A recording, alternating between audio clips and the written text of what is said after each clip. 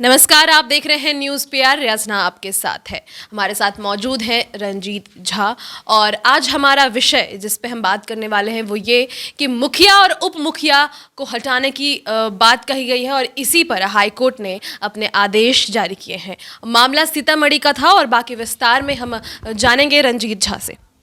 सबसे पहले रिया, मैं छुट्टी के बाद लौट आया हूँ और फिर अब काम शुरू है। मुखिया चुनाव को लेकर के बिहार में सभी लोगों की नज़र बनी हुई है और विवाद अटक गया है ईवीएम को लेकर के। हम हाईकोर्ट के आदेश की भी बात करेंगे, चूँकि यह भी मामला हाईकोर्ट से ही जुड़ा हुआ है। हाईकोर्ट में आज अहम सुनवाई होनी है ईवीएम को लेकर के। जो वीवीपैट और M3 जो ईवीएम मशीन को लेकर विवाद फंसा हुआ है, वो विवाद है राज्य निर्वाचन आयोग में और भारत निर्वाचन आयोग में, ECI और स्टेट इलेक्शन कमीशन के बीच में। तो यहाँ पे विवाद ये हुआ है कि भारतीय निर्वाचन आयोग जो है, उनका कहना है कि हम आपको तकनीकी कारणों की वजह से अब EVM M3 वाला खरीदने की अनुमति नहीं दे सकते हैं, क्योंकि NOC लेना एक प्रावधान है, अनापत्ति प्रमाण पत्र जिसको बोलते हैं। वह इसके लिए उन्होंने अप्लाई किया था, लेकिन किसी कारणवश जो केंद्रीय चुनाव आयोग है वो अनुमति राज्य निर्वाचन आयोग को नहीं दिया, जिसको लेकर के विवाद हो गया, जिसके चलते चुनाव की तारीखें टल रही हैं। हाईकोर्ट ने इस पर सख्ती दिखाई थी, दोनों अधिकारियों को डांटा भी था। उन्होंने कहा था कि सोमवार तक मामला सुलझाइए, नहीं तो हम दखल देंगे। तो आज इस पर सुनवाई होनी थी कि बात किसकी रहेगी। इसके चुनौती देते हुए जो राज्य के अधिकारी हैं वो गए हैं। अब इस पे जो मामला अटकेगा, चुनाव तो यहाँ पे अटका हुआ है। इसके साथ ही जब चुनाव की बात है, पंचायत चुनाव की बात है, तो मुखिया उप मुखिया की बात हम लोग कर रहे हैं। जो आपने बताया कि हाईकोर्ट ने एक सख्त निर्देश जारी किया है।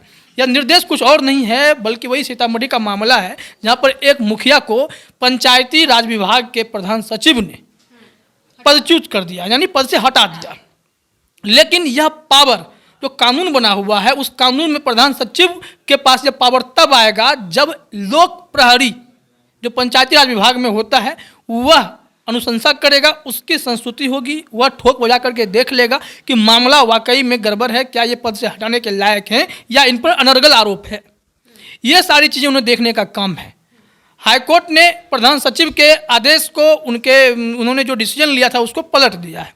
पटना हाईकोर्ट ने कहा है कि मुझे इस बात का आश्चर्य है, जब संशोधन के बाद यह कानून बनाया गया, संशोधन जो हुआ था मेरे पास है बिहार राज्य पंचायती एक्ट 2011 के दायरे में, करीब 10 साल पहले ही समझ लीजिए, इसमें संशोधन कर दिया गया था। और संशोधन में कहा गया था कि लोक प्रहरी की नियुक्ति की जाएगी जो मॉनिटर करेगा पंचायती राज को। उसमें मुखिया उप मुखिया चाहे जो भी हों, उसमें जो आते हैं ग्राम सभा के। तो ये अप्लाई हुआ नहीं, बने नहीं। सबसे आश्चर्य की बात यही हाईकोर्ट को भी लगा कि 10 साल कानून बनने के बाद भी लोक प्रहरी की नियुक्ति क्यों नहीं हुई। बिना लोक प्रहरी के आप कार्रवाई कर रहे हैं, इसमें तो मनमानेपन की खबर आ गई ना। हाईकोर्ट ने वही संज्ञान लिया कि वो जो बेचारा था उसकी गलती क्या थी, उस मुखिया की। उसने ग्राम सभा की बैठक के बाद यह फैसला किया कि नल जल योजना में इतना अमुक खर्च आएगा, तो 18 लाख रुपए उन्होंने बैंक से निकाला। उसके बाद जब उन्हें नहीं दिखा कि ऐसी कोई बातें नहीं हो पाया, हाँ, तो उन्होंने लौटा भी, वही सूद समेत वो पैसा वापस कर दिया गया। तो इसमें गड़बड़ी नहीं थी। इन्हें कहा गया कि पद के दुरुपयोग करके आपने जो है पैसे निकाल लिए और आपको निकाल दिया जाता है। वहीं पर यह दलील भी दी गई कि इसके अलावा भी उसी पंचायत में जो सीतामढ़ी का कोई दूसरा पंचायत है, जहाँ पर एक मुखिया जो है वह वो भी कई तरह की गड़बड़ियाँ कर रहा है, लेकिन उसको सिर्फ चेतावनी देकर के छोड़ दिया जा रहा है। सवाल रिया यहाँ यही उठता है कि मुखिया कितना पाक साफ हैं और सरकार कितने पाक साफ है। कार्रवाई करने के मामले में दोहरा रवैया क्यों? किसी को आप जैसे जब मर्जी चाहे आप उसको वो हटा सकते हैं। प्रधान सचिव लोक प्रहरी का भी पावर अपने ऊपर वो ले लिए, खुद पावर लेने के बाद वो एक्शन ले रहे हैं, तो ये तो गलत है। अभी हम लोग जब बात कर रहे थे, चर्चा भी कर रहे थे कि मुखिया क्या नहीं कर रहा है। क्या मुखिया घोटाला नहीं कर रहा है? क्या मुखिया गांव के लोगों के साथ शोषण नहीं कर रहा है? क्या गरीब के पैसे पर कुंडली मार करके वो बैठता नहीं है? अगर मुखिया को कोई पावर है, उसका दुरुपयोग भी हो रहा है, तो ऐसे मुखिया की पहचान करके उस पर एक्शन क्यों नहीं होता है? तब प्रधान सचिव को वह क्यों दिखाया कि जो 18 लाख रुपए निकले उसने वापस भी कर दिए, तब आप उस पर कार्रवाई करने चले जाते हैं, वह भी बिना लोक प्रहरी के। सबसे बड़ी बात है कि लोक प्रहरी को तो होना ही चाहिए, ये नहीं है। लेकिन दूसरी बात यह है कि मुखिया भी कितना पाक साफ हैं और सरकार उस पर कार्रवाई क्यों नहीं करती है। अभी हम जैसे इंदिरा आवास की बात करते हैं, जो पैसे आते हैं मकान बनाने के लिए, एक रूम बनाने का उसमें पैसा दिया जाता है कि आप एक रूम बना सकते हैं। इसके अलावा शौचालय की योजना है, उसमें भी 12,000 रुपये मिलते हैं, तो उसका भी एक प्रॉब्लम है। 1,12,000 नहीं, एक 3 किस्त में आता है, 40-40 हज़ार रुपये करके आता है, तो 1,20,000 रुपये मिलते हैं। इसके अलावा अगर शौचालय भी अलग से बनवाना है तो उसके 12,000 रुपये सरकार देती है। तो आप शौचालय बनवाते हैं, उसमें भी नियम है, चाहे मकान में भी नियम है कि फ़ोटो खींच के भेजना पड़ता है। मुखिया उसको अप्रूव करता है कि हाँ इनके यहाँ ऐसा हुआ है, इनका पैसा निर्गत किया जाए, इनका पैसा दिया जाए। तो इस दौरान मुखिया ये कहते हैं कि हम तभी इसको अप्रूव करेंगे जब हमको अपना कमीशन मिलेगा। अरे भाई, 1,20,000 में तो एक मकान बन नहीं पाता है ठीक से, आप उसमें से हर एक 40,000 में से 5 से 10,000 रुपये जो है अपने जेब में मांगते हैं। नहीं देने पर क्या धमकी है कि प्रॉब्लम क्या है कि अगर पहला किस्त मान लिए वो किसी प्रकार से निकालने में सफल भी हो गया, तो क्या होता है कि दूसरे किस्त में वो रोक देता है कि नहीं इन्होंने बनाया ही नहीं, ये कागज़ में जमा ही नहीं करने दूंगा, मैं ये मुहर मारूंगा ही नहीं इस पर। तो इससे क्या होगा कि जिन्होंने पैसा लिया अब सरकार की नज़र में वो दोषी हो गए कि हमने आपको घर बनाने के लिए पैसा दिया था, आप वो पैसा खा गए, तो सूद समेत वो पैसा वापस कीजिए। अब वो बेचारा जिसको खाने का उपाय नहीं था, जिसके पास अगर पैसा होता है तो आपसे मदद क्यों मांगता, वो अब डर जाता है कि हम पैसा कैसे वापस कर पाएंगे। अब कहता है ठीक है मुखिया जी, आप ले लीजिएगा घूस। वो 5,000 से 10,000 रुपये जो है वो मांग लेता है फिर से। ऐसे करके हर एक किस्त में से वो पैसा निकाल लेता है। 3 बार के पैसे में वो समझ लीजिए तो 25, 30, 40 हज़ार रुपया जो है वो खुद खा लेता है। अब कर्ज लेकर के वो आदमी अपना घर बनाता है।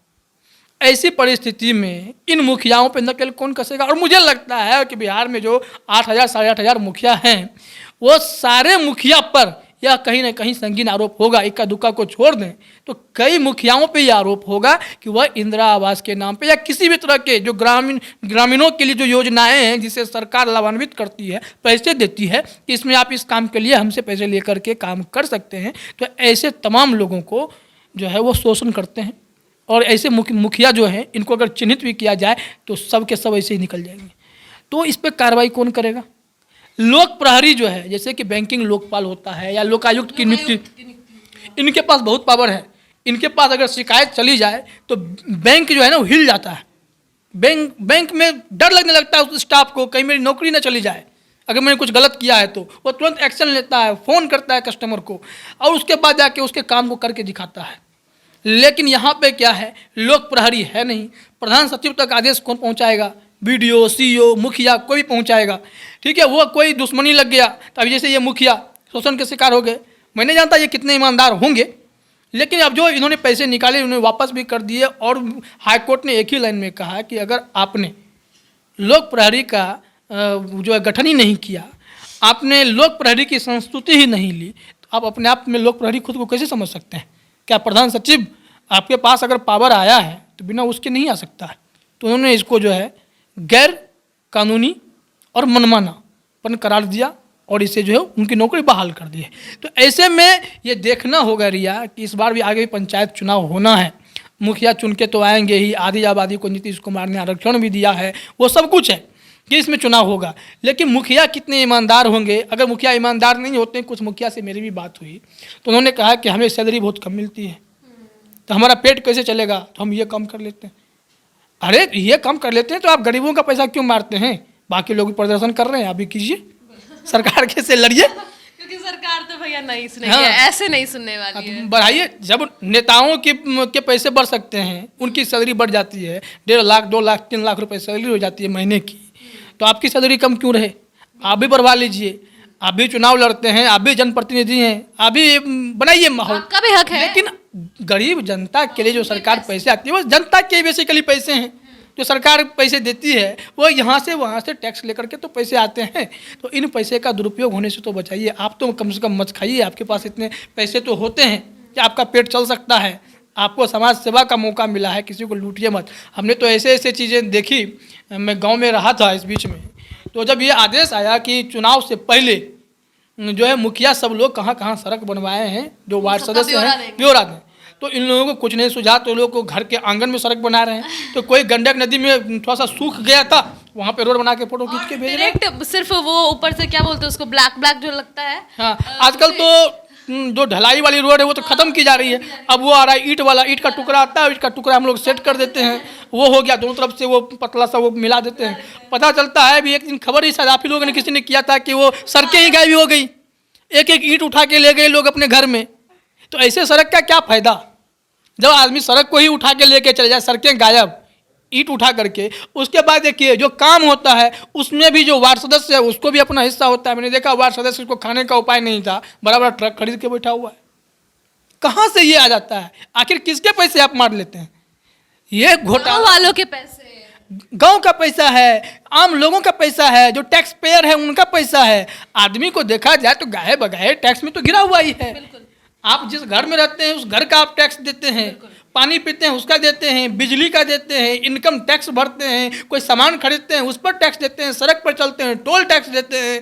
आप इतना टैक्स में घिरे हुए हैं कि कहाँ आदमी टैक्स नहीं दे रहा है। कोई आदमी अगर इनकम टैक्स नहीं भर रहा है तो इसके अलावा वो इतना टैक्स भर रहा है, इतना बिल दे रहा है, इतना सब कुछ कर रहा है, तो वो सब तो चूस ही लेता है आदमी को। तो क्या आप कितना भी गरीब क्यों ना हो, अगर आपने बिजली का कनेक्शन लिया है तो आपको बिल तो देना ही है। हाँ? आपके पास अगर 10 धूर की भी जमीन है उसका तो टैक्स कटाना ही है। मकान आपने नगर निगम में, नगर पालिका में बनाया है, होल्डिंग टैक्स तो जमा करना ही पड़ेगा। तो ये सारी चीज़ें तो आप कर ही रहे हैं। तो बावजूद इसके जो हमारे नेता हैं वही अगर गबन करेंगे पैसों का, इसके अलावा सरकार जो है अपने मनमाने ढंग से किसी भी मुखिया को बलि का बकरा बना देगी तो कैसे चलेगा? पारदर्शिता तो चाहिए। प्रधान सचिव आप लोक प्रहरी नहीं बन सकते हैं। अभी तो हमारे जो मंत्री हैं पंचायती राज के जो व्याकुल वाला डायलॉग मारते हैं, व्याकुल नहीं होना है, व्याकुल नहीं होना है। ये मंत्री को भी तो आप देख सकते हैं ना, सम्राट चौधरी, इनके बयान, इनके तेवर देख लीजिए। ऐसा कैसे नहीं? ऑनलाइन है, ऑनलाइन है। हाँ, इनका अंदाज देख लीजिए। ये पंचायती राज के फिलहाल मंत्री बने हुए हैं, ये विधानसभा स्पीकर को नसीहत देते हैं। क्यों? शायद इन्हें दम है कि ये बहुत कम उम्र में, अंडर एज में ही मंत्री बन गए थे। बाद में राज्यपाल को इसमें एक्शन लेकर के उनको हटाना पड़ा था, निकाला गया था उनको। लालू यादव इंप्रेस हो गए थे, शकुनी चौधरी के बेटे हैं, एज भी नहीं पूरा, मंत्रिमंडल में शामिल कर लिए थे।